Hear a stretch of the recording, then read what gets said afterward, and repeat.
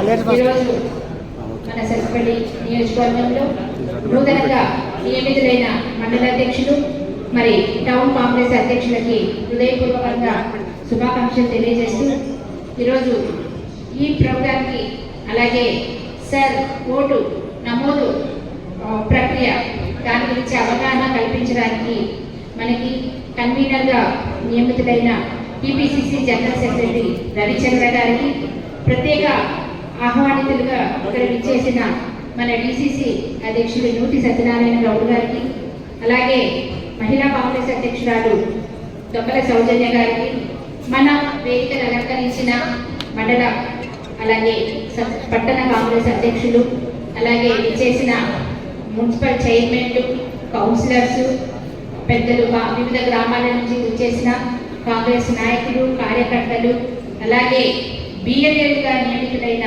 ప్రతి ఒక్కరికి కూడా పేరు పేరున శిరస్సు వంచి నమస్కారాలు తెలియజేసుకుంటూ ఈరోజు మన కాంగ్రెస్ అంటే తెలుసు, ప్రతి విలేజ్లో కాంగ్రెస్ ఓటు సంప్రదాయ ఓటు అనేది చాలా బలంగా ఉంది. ఏ ఊరెళ్ళినా కూడా ఇందిరమ్మ పేరు ఇప్పటికీ కూడా మారుమోగిపోతూ ఉంటుంది. అది ఇందిరమ్మ ఇంటి విషయం కావచ్చు, ఉపాధి హామీ ఎవరు ప్రవేశపెట్టారంటే కాంగ్రెస్ అని చెప్తారు, డ్వాక్రా ఎవరు ప్రవేశపెట్టారంటే కాంగ్రెస్ అని చెప్తారు. ఇలా ప్రతి ఒక్కటి కూడా మనకి కాంగ్రెస్ చేసిన ఈ అభివృద్ధి పనులన్నీ కూడా ఈ రోజు కూడా ప్రతి ఊర్లో కూడా తలుచుకుంటూనే ఉంటారు. అలాంటి కాంగ్రెస్ని ఈరోజు బలోపేతం చేసుకోవడానికి ఈ మారిన పరిస్థితుల నేపథ్యంలో రాజకీయాలు చాలా మారాయి. ఎంతో మంది మహామహులు మన సత్తుపల్లి నియోజకవర్గానికి ప్రాతినిధ్యం వహించి మన సత్తుపల్లిని ఉభయ రాష్ట్రాల్లోనే ఒక ప్రత్యేకమైన నియోజకవర్గంగా నిలబెట్టారు. మన పూజలు స్వర్గీయ జలగం వెంకటరావు గారు ముఖ్యమంత్రిగా పనిచేశారు. వారి తనయుడు జలగం ప్రసాద్ గారు అదే వరవడి కొనసాగిస్తూ మంత్రిగా వారు పనిచేసి ఎంతో అభివృద్ధి చేశారు. జలగం వెంకటరావు గారు ఎమ్మెల్యేగా చేసి ఆయన కూడా అభివృద్ధి చేశారు. అలాగే మన ప్రస్తుత మంత్రులు తుమ్మల నాగేశ్వరరావు గారు, పొంగులేటి శ్రీనివాసరెడ్డి గారు, బట్టి విక్రమార్క గారు, వీరందరూ కూడా మనకి సత్తుపల్లి నియోజకవర్గం అంటేనే రాష్ట్రంలో ఒక ప్రత్యేకమైన స్థానం ఆపాదించారు. అలాంటి మహానుభావుల సరసన ఈ రోజు నేను ఎమ్మెల్యేగా చేయడానికి అవకాశం ఇచ్చిన మీ అందరికీ కూడా ప్రతి ఒక్కరికి కూడా నేను మీ రుణం ఎప్పుడు తీర్చుకోలేను. అందరికీ కూడా ధన్యవాదాలు తెలియజేసుకుంటూ అలాగే మీరు ఏ విధంగా అయితే నా మీద నమ్మకం ఉంచి నన్ను దయానంద్ గారిని ఆశీర్వదించి ఈరోజు మాకు ఈ స్థానం కల్పించారు, అదే ఏ విధంగా ఎన్నికల ముందు మేము హామీ ఇచ్చామో అలాగే నిత్యం ప్రజల్లో ఉంటూ మా శక్తికి మించి మేము తిరుగుతూ అభివృద్ధి పనులు చేస్తూ ఈరోజు ఎంతో అభివృద్ధి సాధించాము. అందులో భాగంగా అందరూ సెలవిచ్చినట్టు ఈరోజు గృహ నిర్మాణంలో సత్తుపల్లి స్టేట్ ఫస్ట్ వచ్చింది అంటే మా ఒక్క కనుక కాదు, అది మంజూరు చేసిన రేవంత్ రెడ్డి గారు, పొంగులేటి గారు, సహకరించిన మీ అందరూ కూడా ప్రతి ఒక్కరూ కూడా మనమే సొంత ఇల్లు కట్టుకుంటున్నామన్నంత తపనతో మీరు లబ్ధిదారులను ఎన్నిక చేయడం కానీ ఇందిరమ్మ కమిటీల ద్వారా వాళ్ళకి సలహాలు సహాయాలు ఇవ్వడం కానీ వాళ్ళకి ఏదైనా సమస్యలు వస్తే అధికారుల దృష్టికి తీసుకెళ్ళడం కానీ అలాగే మరి కట్టుకోవడంలో ఏ ఇబ్బందులైనా మా దృష్టికి తీసుకురావడం ఇట్లా ప్రతి ఒక్కటి కష్టపడి పనిచేశారు. అలాగే మా అధికారులు కూడా ఎంపీడీఓలు కానీ హౌసింగ్ డిపార్ట్మెంట్ ఏఈలు కానీ ప్రత్యేక శ్రద్ధ తీసుకొని ఎప్పటికప్పుడు చేస్తూ ఈరోజు మనం ఒక గుర్తింపు సాధించామంటే నా ఒకదాని దయానంద కానీ మేమిద్దరం వల్లే కాదు, మీ అందరి వల్ల ప్రతి ఒక్కరి వల్ల ఈరోజు మనము ఈ ఘనత సాధించాము. అలాగే ఈరోజు మరి ఎన్నో అభివృద్ధి పనులు ఇప్పటికీ సుమారుగా 1500 కోట్ల దాకా మనం 24 సంవత్సరాల్లో మనం అభివృద్ధి పనుల కోసం తీసుకురావడం జరిగింది. అలాగే పర్మనెంట్ ప్రాజెక్టు కూడా మరి మనకి ఇంటిగ్రేటెడ్ రెసిడెన్షియల్ స్కూల్ 200 కోట్లతోని మనం స్టార్ట్ చేసుకున్నాం. కల్లూరుగూడెంలో మన తుమ్మలగారి చదువుతో కామాయి ఫ్యాక్టరీ కూడా కంప్లీట్ అవ్వచ్చింది. అట్లాగే బుగ్గపాటలో కూడా ఫుడ్ ఫ్యాక్టరీ కూడా అది కూడా ఫుడ్ పార్క్ కూడా మంచిగా ఇప్పుడు ఆక్వా ప్రాజెక్ట్ ఒకటి స్టార్ట్ అయింది. అతి త్వరలోనే సుమారుగా 1000 నుంచి 1500 మందికి అక్కడ లోకల్ ఉద్యోగాలు కూడా దొరుకుతాయి. ఇట్లా ప్రతి ఒక్కటి మనం అభివృద్ధి పనులు చేస్తూ మీ అందరూ చూస్తున్నారు. సత్తుపల్లిలో అసంపూర్తిగా మిగిలిన ప్రతి ఒక్కటి కూడా మేము ఇప్పటి వరకు చేసుకుంటూ వస్తున్నాం.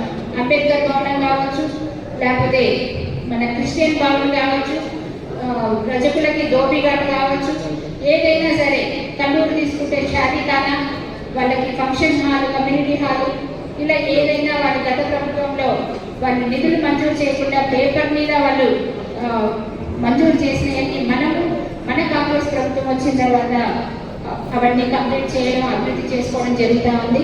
ఇవే కాకుండా ఇక ముందు కూడా మీ అందరి ప్రోత్సాహం ఇలానే ఉంటే మన సత్తుపల్లిని అంతకుముందు ఏ విధంగా పేరైతే ఉందో అది తీసిపోకుండా కష్టపడి పనిచేసి ఇంకా ఒక ప్రత్యేక స్థానాన్ని సంపాదించి పెడతానని మీ అందరి సహకారం ఉండాలని కోరుకుంటూ ఈరోజు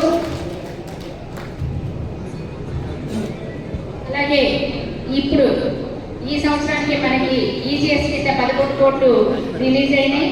అట్లాగే వివో బిల్డింగ్స్ మన ఖమ్మం జిల్లాకి 285 ఉంటే మన ఒక్కరికే 108 వివో బిల్డింగ్స్ కూడా వచ్చినాయి. ఇవాళ ఒక్కొక్కటి 10 లక్షల నిధులతోటి అంటే మన సత్తుపల్లిని ప్రత్యేకంగా గుర్తిస్తున్నారు. కనుకనే ఈరోజు ఇప్పుడు ఇంత నిధులు మంజూరైనాయి. అట్లే పట్టణాభివృద్ధి కొరకు కూడా ఆల్రెడీ మీరు చూస్తూనే ఉన్నారు, సత్తుపల్లి కల్లూరులో పనులు చేస్తూనే ఉన్నాం.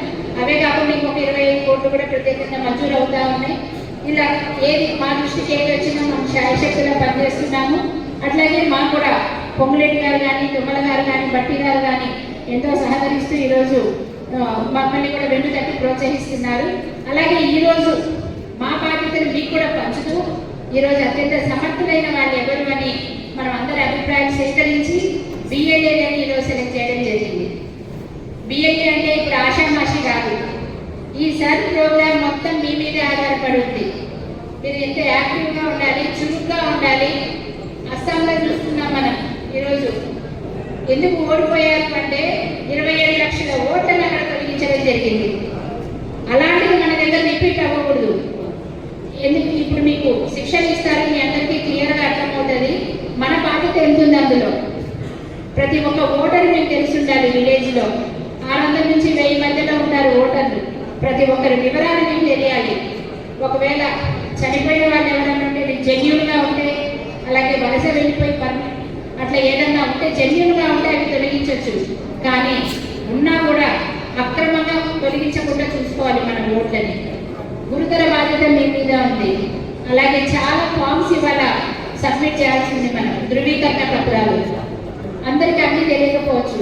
ఎందుకంటే మనది ఎస్సీ నియోజకవర్గం, దళితులు ఉంటారు, గిరిజనులు ఉంటారు, మరి రైతులు ఉంటారు. అందరికీ ఇన్ని పత్రాలు అంటే అవగాహన లేకపోవచ్చు. అవన్నీ కూడా మనమే ముందుండి వాళ్ళకి ఏది ఫిల్అప్ చేయడంలో కానీ ఆ పత్రాలు ఎలా సేకరించాలి, ఎట్లా సబ్మిట్ చేయాలి, ఇవన్నీ కూడా మరి అవగాహన కల్పించాలి. చేసే బాధ్యత కూడా మన మీదే ఉంది. కనుక ఈరోజు బిఎల్ఏగా ఎంపికైన ప్రతి ఒక్కరు కూడా మరి ఎంతో బాధ్యతగా, ఎంతో క్రమశిక్షణగా ఈరోజు మీరే యాక్టివ్ పార్ట్ తీసుకొని పనిచేసి మరి ఓట్లని సక్రమంగా అర్హులైన వాళ్ళందరినీ కూడా ఓట్ల జాబితాలో ఉంచాలి. ఏదైనా నిజంగా ఏదైనా తప్పు ఉంటే వాళ్ళని తీసేయాలి. డబల్ ఓట్లని తొలగించడానికి అని చెప్తా ఉన్నారు. అలాంటివి ఎక్కడన్నా ఉంటే మాత్రం తొలగించవచ్చు. కానీ అర్హులైన వాళ్ళని మాత్రం ఒక్క ఓటు కూడా మనం కోల్పోవచ్చని ఈ విధంగా తెలియజేసుకుంటూ ఈ శిక్షణ కార్యక్రమాన్ని మనకి ఇప్పుడు రవిచంద్ర గారు నిర్వహిస్తారు.